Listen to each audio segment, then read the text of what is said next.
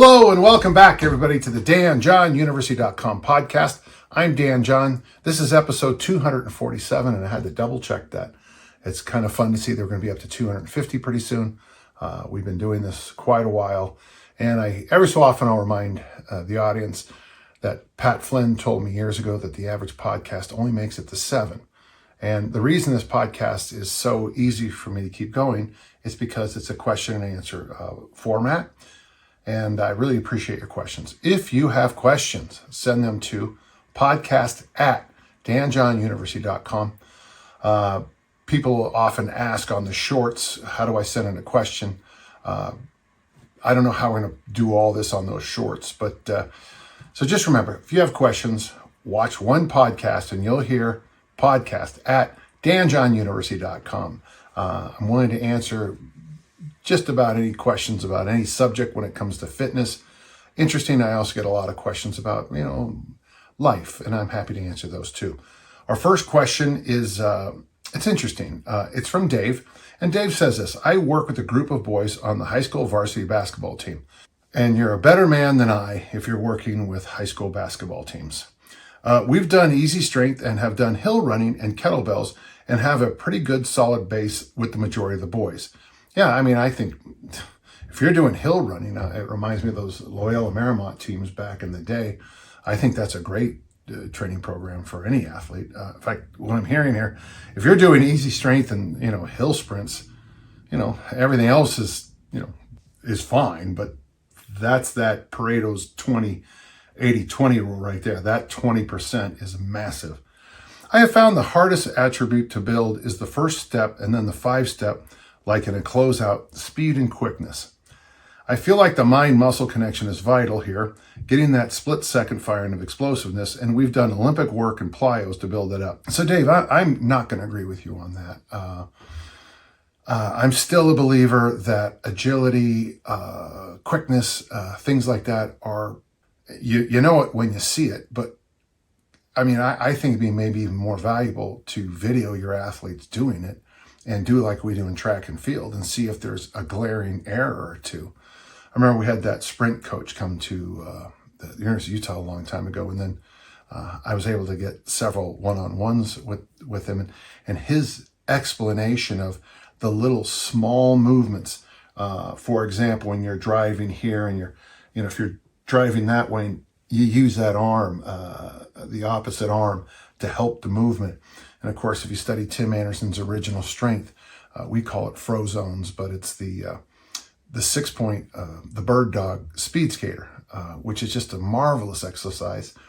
And when I do that, I'm reminded why I like marching in place, why I like skipping, and then why I like sprinting. Because here in this floor exercise, it builds to here, it builds to here, it builds to here. My thought is, if your athletes are having problems in the movements, maybe they don't know what to do. That's why I like isometrics in track and field. Isometrics, I'm a great believer in the weight room. The problem with isometrics in the weight room is they have about a 6-week window where you're going to get the benefits of functional isometric contraction. After this, you do have to change, and after a while, you just run out of options of what you can do. The late Bill March and I, before he died, I got a chance to really figure out how all this stuff works. And of course, I really do think he was a master of the idea. And of course, going back, probably the first interview I ever did was with his coach, Dick Smith, who also coached Lee James. And the sad thing is that none of them are with us anymore. But when it comes to isometrics, now you're going to say, how is isometrics going to help a basketball player? Well, if part of this agility movement you're trying to get them to do, they're not used to being in that position. Like I see a lot of basketball coaches that do those cone drills, but I don't often see athletes putting their hand on the floor in basketball. But if you get the person in that position and hold them there so that the body has 12 seconds to figure out what you want, then come back, sometimes they'll jump right out. So, I applaud that you're having basketball players do the Olympic lifts. I think that's great. But I would like you to think just a different way. Let's continue. I feel like I feel like the mind-muscle connection is vital here, getting that split-second firing of explosiveness. We've done the Olympic work in plyos to build that up. Clearly, I'm all over the place here, and while I have learned some from the trial and error, would really appreciate your opinion on the best program for quickness, building for basketball. We have access to all sorts of equipment. Any suggestions? Guessing snapacity comes into play here. Well, yeah, snapacity is the ability to hinge over and over and over.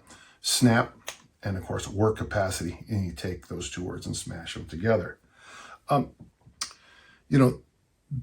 One of the things I think you need to look at is that with the taller athlete, and basketball certainly that's almost a given, is one of the things you'll notice that they don't have great anaconda strength, this core strength, this column strength from the neck to the knees area. So I would like to see you do a few isometric exercises in the teaching process with these young athletes, just to see if they have gaps and weaknesses in those spots you're trying to get them to move from. My next idea is let's explore their strength, their quality of their strength here.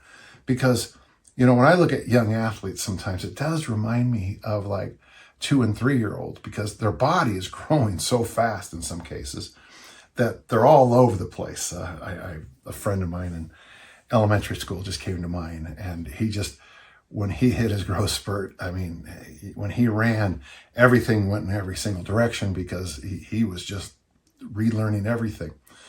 So I would suggest taking the suitcase carry a little more seriously. And I'd also, if you have sandbags, or just pick up your teammate, any kind of bear hug carry. Now on the bear hug carry, the other thing I would add for basketball is to put mini bands or loops around the ankles and do that striding monster walk. Now the monster walk, I think it's sometimes completely underrated, and sometimes I think it's completely overrated, which is often a good sign for an exercise. But if you're holding a load, you've got 50-pound sandbag here, you've got a 50-pound plate, you've got whatever, a duffel bag filled with books is another one. And if you're holding it here and you're doing that monster walk, kind of that speed skater shuffle, that's twice I mentioned speed skaters, I think it really does develop that stiffness that you need for elite performance. It'd be interesting to watch your athletes before and after doing these drills if you focus on more stiffness through the system here. Suitcase carries, bear hug carries with mini bands around the ankles. Those would be my 3 go-tos at first. If you're not doing it, another thing you might want to do, if they'll do it correctly, is if you get them to do a little bit of crawling. Sometimes you see such gross errors when people just get on their hands and feet and crawl forward. Don't make it speed, just work on the movement, like Tim Anderson recommends. Make sure the eyes are on the horizon, eyes are up. Keep the butt below the head and just see what happens there. Very often, and I noticed this in my own case, which was just, I was going to say humbling, but it was more humiliating to me. I was getting these massive cramps up here in my intercostals doing the bear hug. And it really opened my eyes to the fact that I'm, as an Olympic lifter, my intercostals are used to doing this, but they're not used to, high repetitions with it. That's my theory, and I'm sticking to it. I hope that helps. So first off, let's just get some film on the position, and then look at your best athletes and then your less best, and just see what you can see when you look at the film, compare and contrast a little bit, take notes. Then from there, try a few isometric holds in that position. You really sometimes will find how quickly people just fail when they're asked to hold a position that you expect them to be in every single game. We used to have a drill in American football called hit drills, where you got in that hit position and you would hold it, for minutes at a time. And how in other sports, I think in I think in cross-country skiing, I know in skating, Eric Heiden used to do them. Eric Heiden, of course, the 5-time gold medalist, who just works right over here. And I go to his clinic.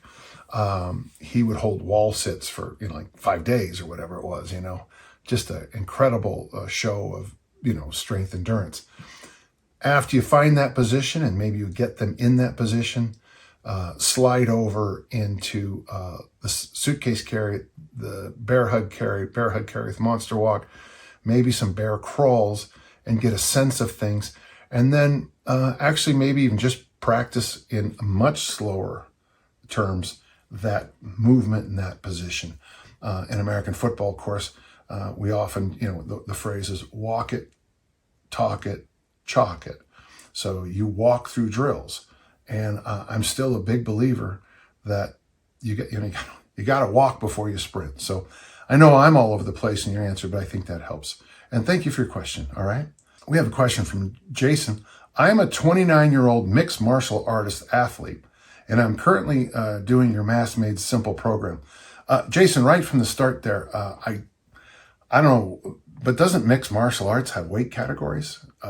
My first thought is, you are driving yourself up to a heavier weight class, which means you're going to get, thrown in the ring with someone a lot bigger than you.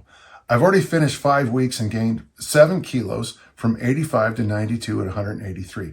My wife told me that I got huge legs and glutes. She loves it. Thanks for the program. Really appreciate your work. Well, I'm glad you're doing it right. But when you said mixed martial artist, that athlete, that threw me off. In the past, I always try to do everything, get strong, lean, build muscle, and be explosive at once, but it doesn't really work. Yeah, I know. And that's why I'm still a fan of multi-year training, of in the deep off season, working on specifics, because it is hard to do all these things.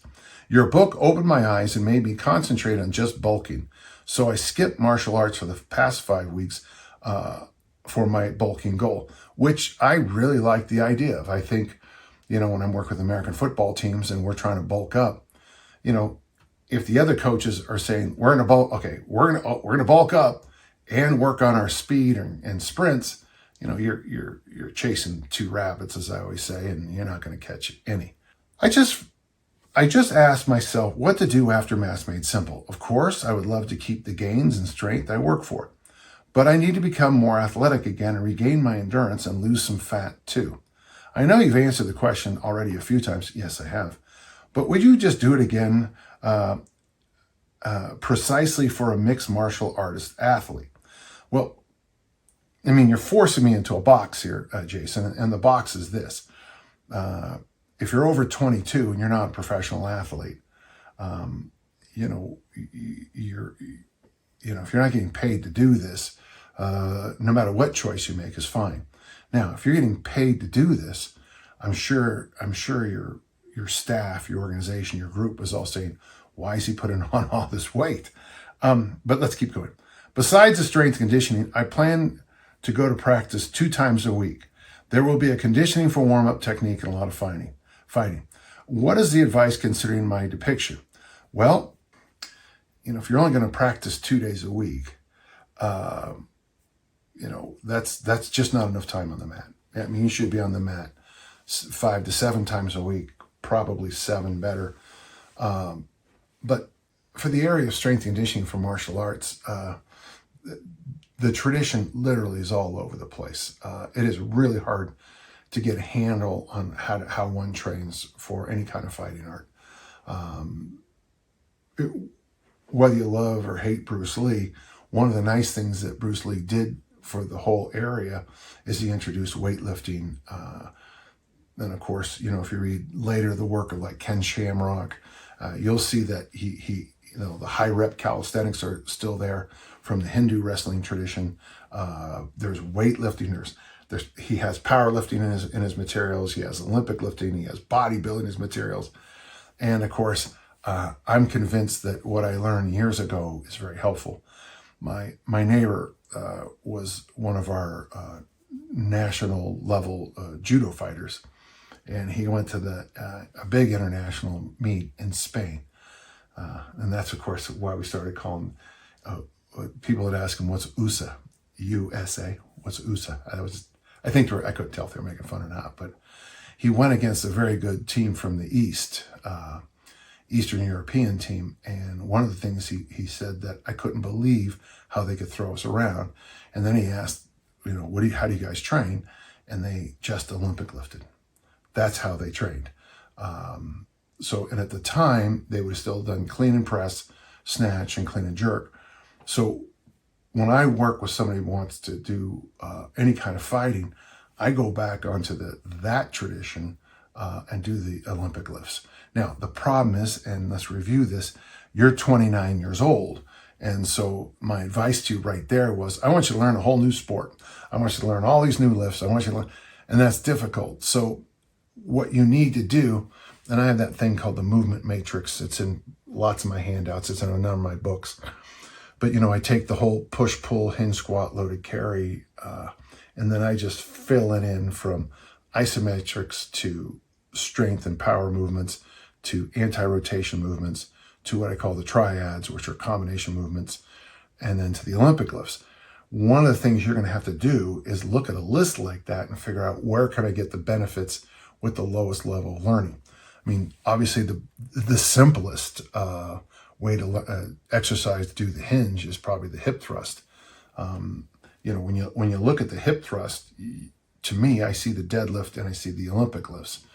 So I would say probably hip thrust, if you want to simplify things down, hip thrust, either goblet squats, double kettlebell front squats, or barbell front squats, and then build from there. I mean, what overhead movements can you do? If you've got beat up shoulders, which most fighters have, can you do the alternate presses? Oddly, the alternate press, for whatever reason, just seems easier on your shoulders than the two-handed stuff. I feel that myself, and I have this theory that this area is like a suspension system in an off-road vehicle. It's independent. So when I do like seesaw presses, I'm not just getting locked in that position. Oddly, when I do military presses sometimes, and I love the military press, I'm still, when people used to ask that silly question, if you could only do one exercise, what would it be? And I'd always say to clean and press, but that upset, everybody, it seems, in the whole world, because nobody likes to clean and press because you get exposed doing clean and presses. My personal record in the clean and press is 300, and I'm very proud of that.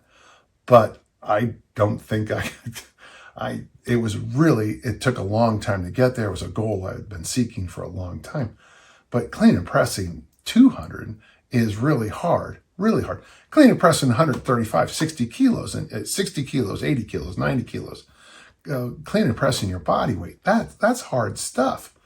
And it just doesn't look that impressive, when you're looking at those guys squatting with, 250 kilos, mid 500s, deadlifting 300 kilos, high 600s, and you're over there fighting with 90.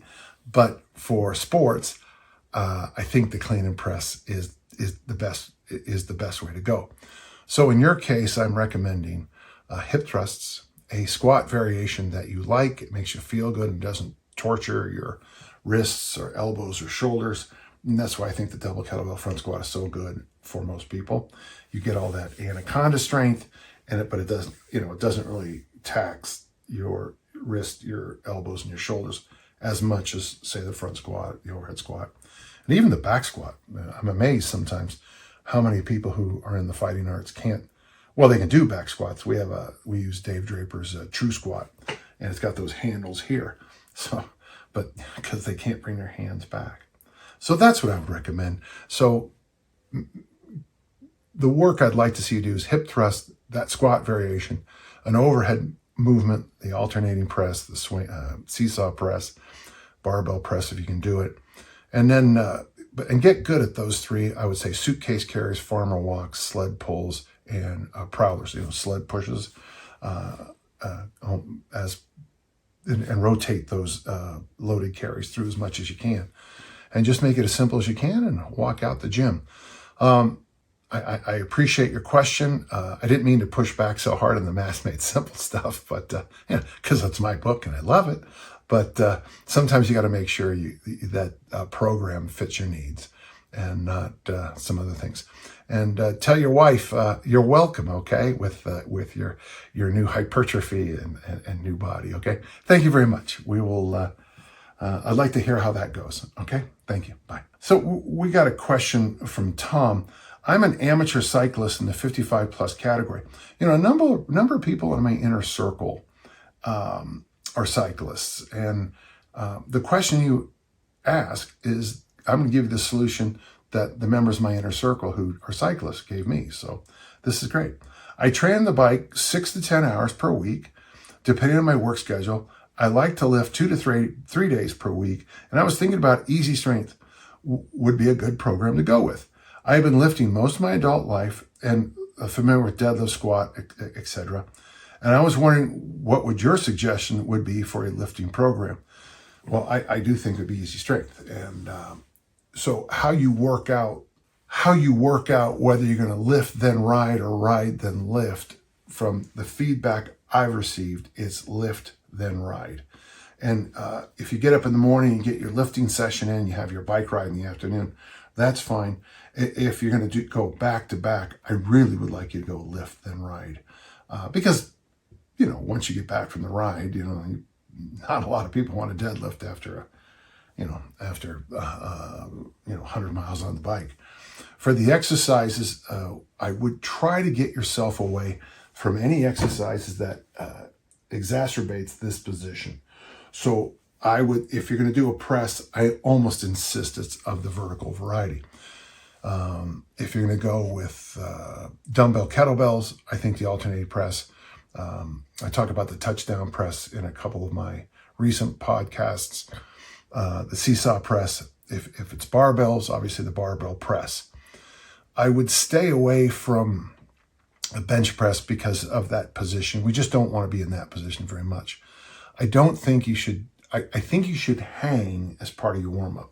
Just get on the bar, just hang, go for 30 seconds or go for 2 minutes, whatever you decide. And just hang, I call it poor man's chiropractor. I had a chiropractor at my last workshop, and he got a kick out of how often I say things are poor man's chiropractors. I would like to see you do something in the row family. Now, depending on how things are going, if you have a suspension trainer, the TYI series might be really good to keep everything healthy back here. But if you are going to do barbell, dumbbell, kettlebell rows, the one thing I do want you to make sure you do is every time you bring that barbell in, I want you to make sure you pause. So on a kettlebell, I like the thumb in the armpit and then a pause. So I'm leaning over and the bell's that's straight down. Pause. 1, 2, release, pull up, pause. 1, 2, release, bring it back up, pause. The reason is I think a lot of people, at least the North Americans I work with, a lot of them have lost that ability to squeeze back. This cutting edge idea comes from the great bodybuilding coach, Vince Gironda. And I think once I adopted that, it was really a good move for myself personally and any athletes I work with. Now, obviously, if you're going to do something like the barbell row, be sure you maintain a good hinge position, hold at the top, and don't turn into any kind of herky-jerky movement at all. I would keep goblet squats or whatever squat variation as part of the warm-up. So your warm-up would be the hang and the goblet squat. You would then do the vertical press, a row family. I don't mind a deadlift for cyclists. I think just being strong, any deadlift variations you like are fine. If you do have some issues from time in the saddle, maybe move up to the rack deadlift where the barbell is like just above your knee. And then when you want to go deeper, you put the barbell in your patella tendon, which is just below the knee. And don't take your time, easy strength it up, take your time. And then of course, I think with this, the ab wheel would be nice as a complement to the posterior chain. The ab wheel would work very nicely. Those two would be companions. Of course, I can't help myself, but if you're going to do loaded carries, I think the best loaded carry for cyclists, probably the suitcase carry family. And remember, just marching in place with a suitcase carry is really great too, especially if the off arm is extremely active. So if I'm holding the bell down there, as I march, if I make my offhand active, I think there's some value to it to cause even more more tsunami throughout the body. I think it's good. I think it's a good program. I think it's a good compliment. You're only on the bike 6 to 10 hours a week. And if you're lifting 3 days a week, you're basically at the numbers.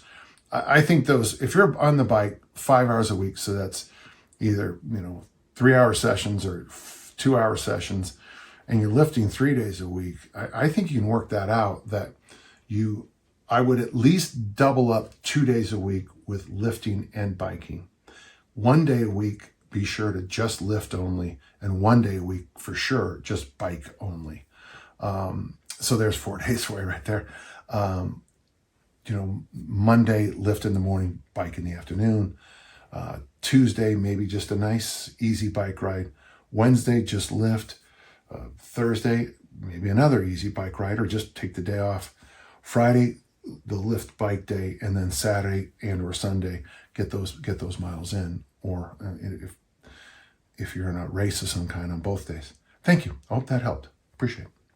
Got a question from Tommy. Now, I've cut out a lot of stuff that Tommy wrote because he really started to indicate who the athlete was, and I don't want a teenage athlete to be immortalized on my podcast. My question is in regards to his mental preparation. His performance at this particular stage has not improved with experience. In fact, it's only gone down. He has fouled all of his throws at last year at a big meet. He generally does very well at other big meets, though, such as the conference and district meets. And if you know the information, it's because he's so much better than his local opponents. I want to help him perform the way I know he's capable at those big meets, and I seek any advice or wisdom you care to share. Yeah, I have a book called Now What, and here you go. In Now What, I'm very proud of this book. I think it is what I have my athletes do. There's a lot of do this, do that. But the thing that I think your young athlete needs to get himself concerned with is this little triangle here. It's that physical tension, mental arousal, and heart rate. I train my athletes to get themselves in the right spot of tension. Now, since Tommy's a discus thrower, it makes life a little bit easier for both of us. But if physical tension goes from 1 to 10, goes up to 11 because it's one more. Discus throwing is probably a 4. Max deadlift is probably a 9. Sticking your finger in an electric outlet is a 10. Okay, being shocked when you break your teeth and your muscles contract so hard it breaks your bones, that's a 10. If he's going into competition like this, he's too high. He needs to practice bringing down his physical tension. Now, the way I teach it, of course, is just, it's good old-fashioned Bud Winter's Relax and Win, which was later stolen by another country and then repackaged here in the States. But, you just shake things out. And also another one is, see what I'm doing with my face? I'm smiling. Saunas are good. Putting on extra clothes is good. You got to bring that physical tension down. Interesting thing about the discus is you want your mental arousal also at about a 4. And what happens with most young throwers is they go to a meet and they try to win one for the Gipper. They try to pretend it's the biggest moment in their life, and it really is not. It's just a track meet. But he has to consciously practice bringing his arousal level down. The way I do it is I add arousal level to practice. So if this is the width of the sector, you put 2 garbage cans at a really narrow area, and that becomes the sector. And he has to throw it between those 2, and there's some kind of punishment. All runners hate running. All throwers hate running. So, make them do some silly thing, or I don't know. But, when I used to work with the late, great John Powell, we would put a garbage can out in the middle of the sector, and the contest, who could drop their discus into the garbage can. That was pretty cool. Not just hit it, but drop it in. And what that does is it changes the way the mind works. In the book, you'll read about this thing I have called one throw competitions, where we build them up, build them up. And then just as you say, okay, you're up, Bobby Joe, you're up, your turn in the ring. And then we say, stop, sit back down. And then I might walk away for 15 minutes. And when I get back, I'll say, okay, let's go throw. And the idea is to teach them to build up their pressure. Come up with a dozen different ways to do it. Just add more pressure. Use a small, have them, if you can work it out, stay away from the toe board, but have them go for distance in the shot put ring. Stay away from the toe board though. Don't have the toe board. Don't have them throw in that direction, or even, throw a hula hoop. We used to use hula hoops at discus camp, think of that. And we just have people go for distance. Well, hula hoops are way too small. Right. We're just trying to add more tension so that they have control. Of course, the bottom one is heart rate. For me as a thrower, when my heart rate was in the 90s is when that meant I was warmed up. I wasn't too excited. I was where I needed to be. The nice thing about heart rate, if you're at a track meet, you're in your 60s, it's pretty easy to get your heart rate up to your 90s, you move. But if your heart rate's at 120, 130, 140, and you're in flight, fight, or freeze, we've got to practice those mental techniques. Diaphragmatic breathing, box breathing. Breathing's the key to this. And get the heart rate down by consciously relaxing. I don't have all the time in the world to go through an entire book, but now what has all these ideas, and you literally need to practice these. At the end, I have a concept called APE, and that'll help you also. The hardest thing to teach people is, the cliche factory, just about practice doesn't make perfect. Practice makes permanent. Okay, great. But appropriate practice is, to me, the most important thing, which is why I like to do so much training inside. I like to do so many drills, because when you put the discus in your hand in a ring, that's when you're supposed to throw far. So I like the ring to be a special place for long throws. In the same way, I would coach Olympic lifters as your biggest lifts should come when there's 3 officials, there's a room full of people, you had to weigh in, you're in a singlet and boots, there was an entry fee, you have a card. So I know that's all over the place, but now what? And then just try some of the ideas I shared with you. But clearly, to me, it's arousal level. And my hat goes off to the kid, because I had the same issues too. And I overcame them by the techniques I share with you in the book. Okay? Thank you very much. We got a question from Aaron. What would you recommend on top of, in addition to the perfect workout? Well, how could you add anything to the perfect workout? I have time for more, plus or minus 30 minutes, 5 days a week.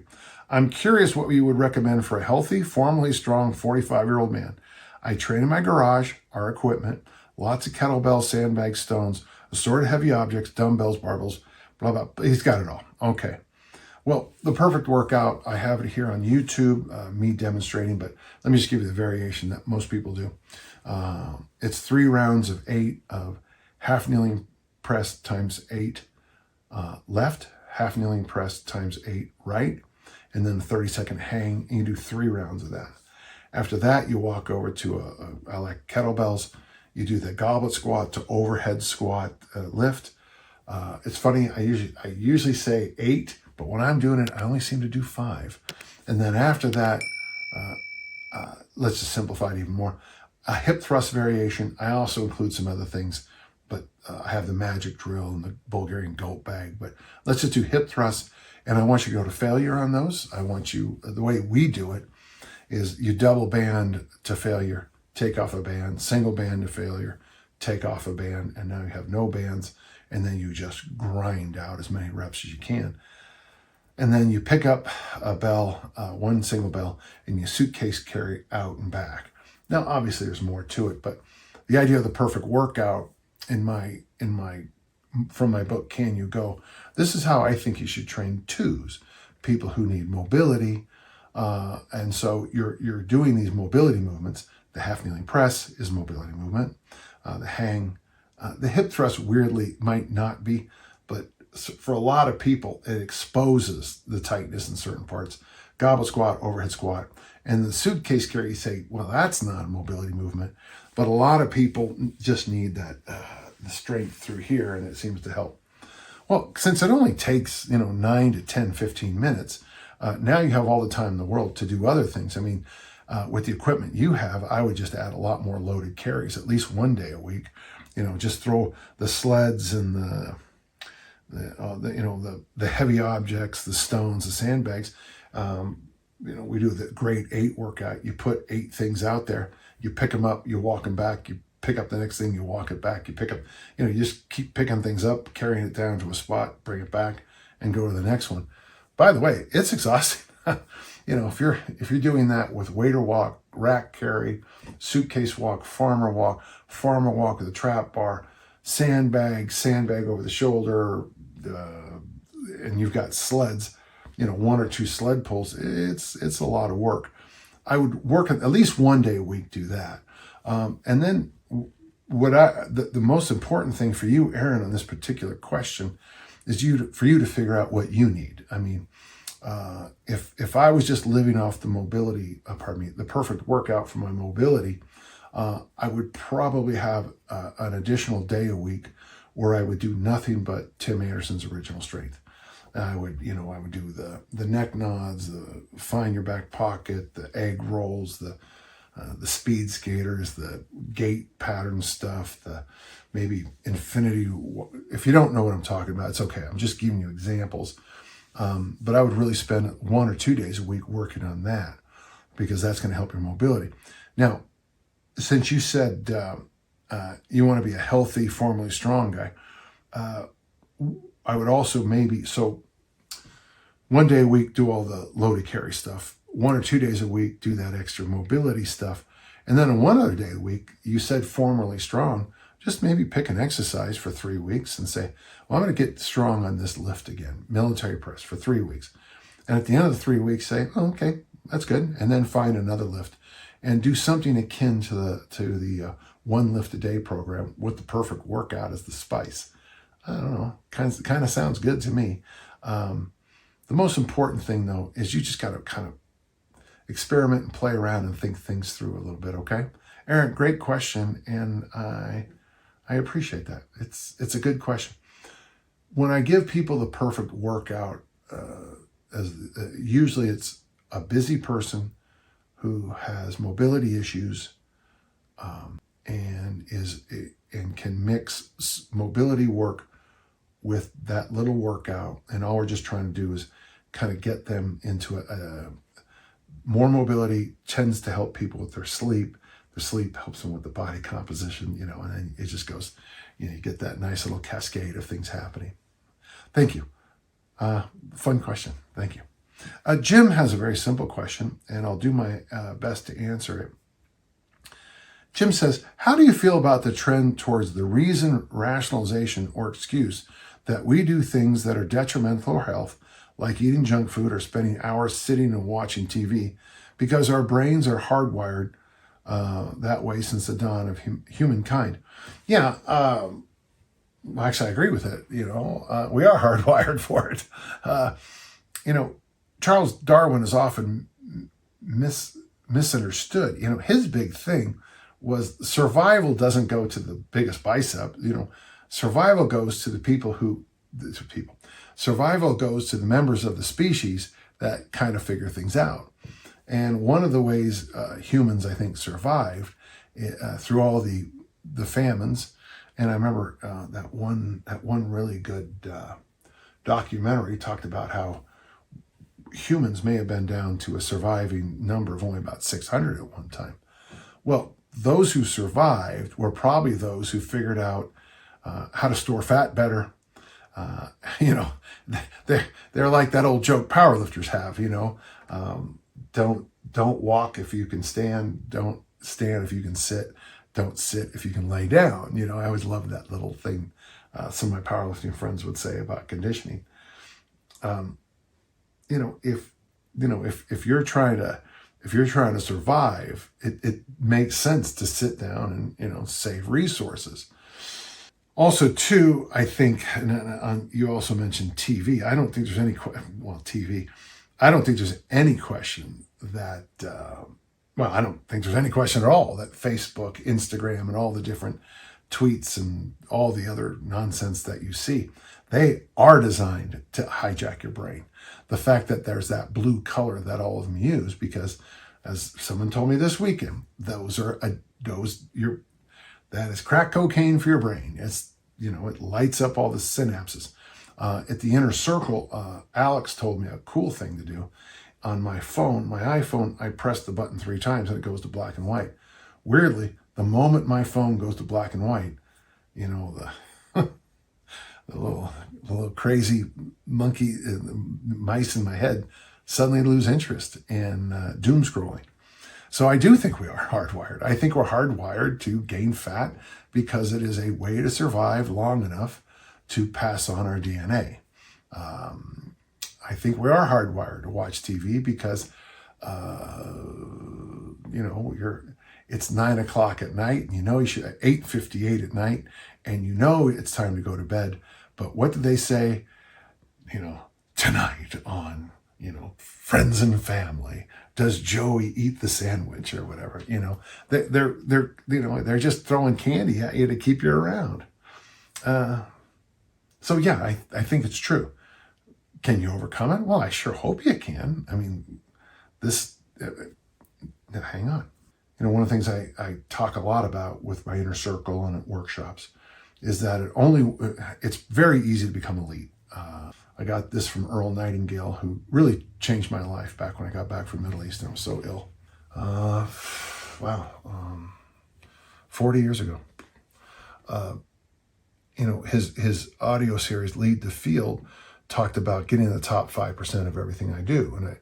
And it's interesting because I asked my dentist, how many of your clients floss daily? And he goes, about 1 in 20. I talked to the lady at Social Security, and she did, and she told me, I don't know if this is okay I'm not going to tell you who it was, but she said, only 1 in 20 Americans can retire without Social Security because they're not ready for retirement financially. And I thought, wow, how do you not know you're going to be 65 one day? Somebody told me one time that after high school, the average American only reads 1 book a year. So if that, you can be a 1 in 20 if you floss. You can be 1 in 20 of the 1 in 20 if you read a book. So it is pretty easy to be successful, but you also have to overcome. Probably at some level, these are true. These rationalizations are true, but I also think it's okay to overcome them. There's a little section in Genesis chapter 4 where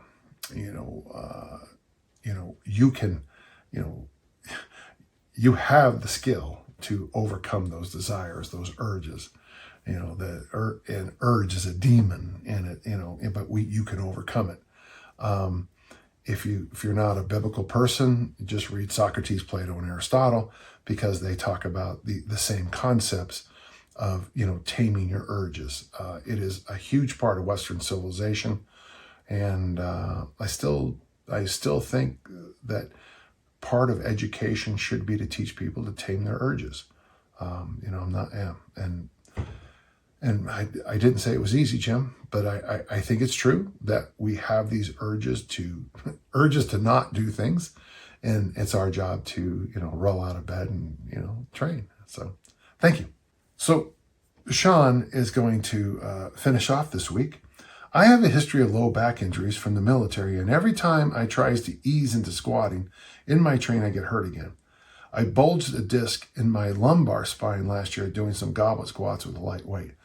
Okay, then I'm pretty sure that, Sean, my advice to you is not to squat, but we'll keep going. I'm doing a lot of strength training around squatting due to issues with my squat pattern, and I'm doing a deep dive into original strength programs, including Unlock Your Body and do lots of rocking. I'm so glad to hear you say that. I'm 6'4", 42-year-old male, currently at 208 pounds. about 95 kilos. I have lost a lot of fat, 18 pounds in the last 5 weeks. I don't know, nine-ish kilos. Yeah, in the last 5 weeks, and would like to put on some muscle. I know that without squatting it wouldn't be as effective, but until I have repaired my squat, is there anything you can recommend for hypertrophy? I usually train at home where I have 16 to 32 kilo bells, a pair of gymnastic rings, 85 pounds worth of Go Ruck plates, and 120 pounds worth of sandbags. A follow-up question would be, is there any age or any other criteria as to when someone should no longer attempt a back squatting program like Mass Made Simple? I would love to run that program in the future if I can fully repair my squat. I'm not sure at age 42, and I'm getting the sense you're an American, why any American would want to put weight on. I've been there as a Highland Game athlete where I had to make the choice. Problem is, after probably 25, taking the weight off is much more difficult than putting the weight on. For a training program for hypertrophy, it's funny. I keep saying when the new book comes out, but something as simple as the armor building complex, and the way I have people do it is real simple. Well, here's the book, okay? Week 1, you do armor building, the ABC program. Week 1, I'll just say Monday, Wednesday, Fridays, just to keep it straight in my head. Monday, high rep presses. Wednesday, ABC. Friday, high rep presses.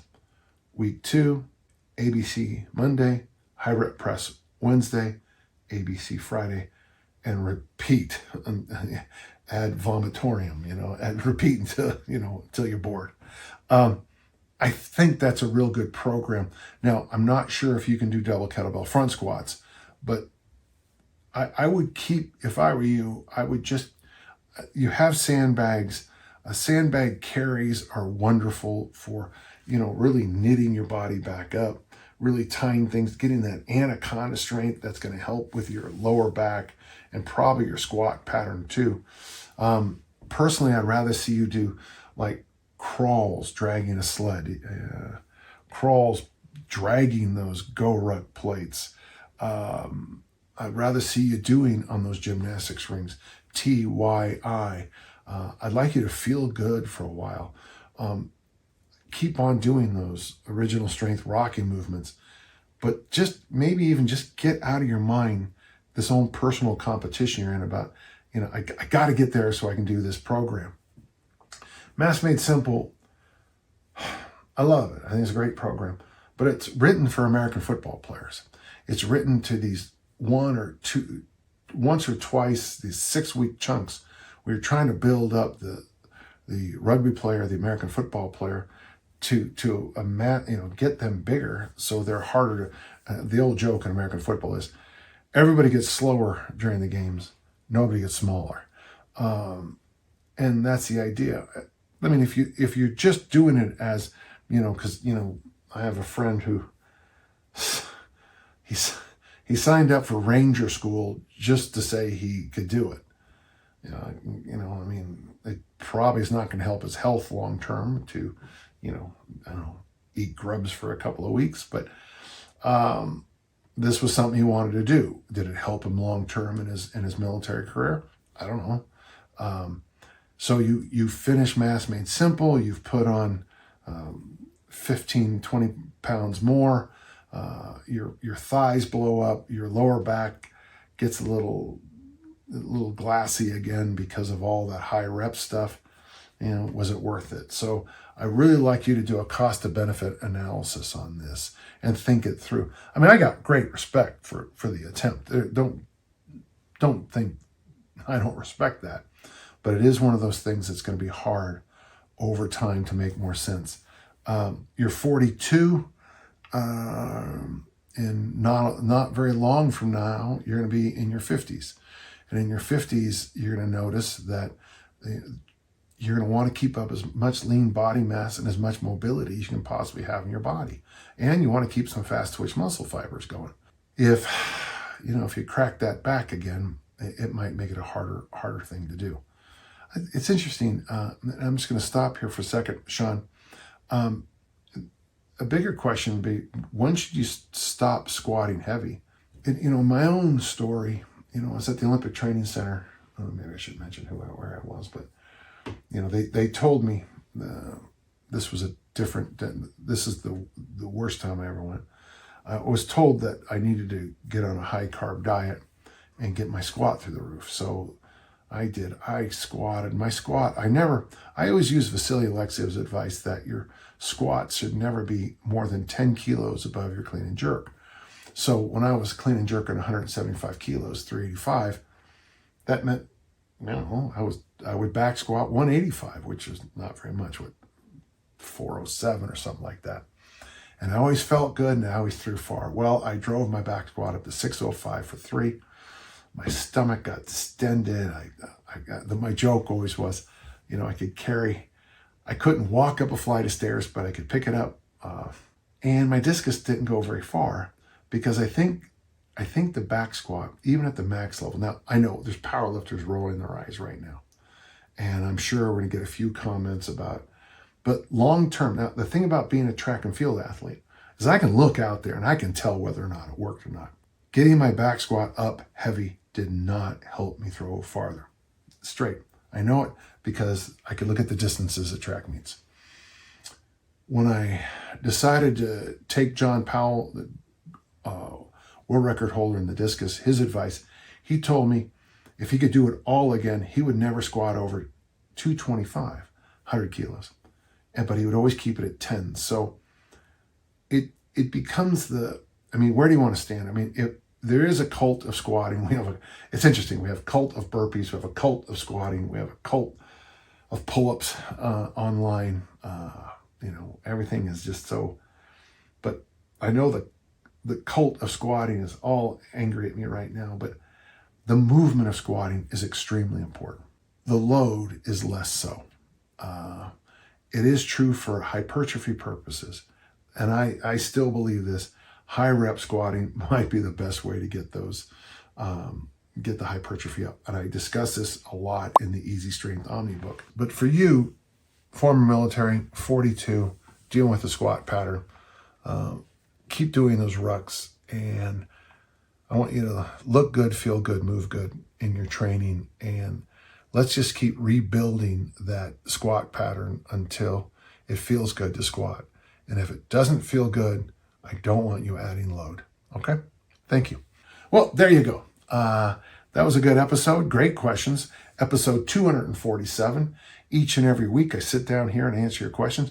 Reminder, if you have questions, and somebody pointed out the other day that it'd be a smart idea for me to add this at the end of my podcast, and I thought, I've been saying this for years at the end of my podcast. Send your questions to podcast@danjohnuniversity.com, and I'll do my best to answer each and every one. And until next time, let's all keep on lifting and learning. Thank you.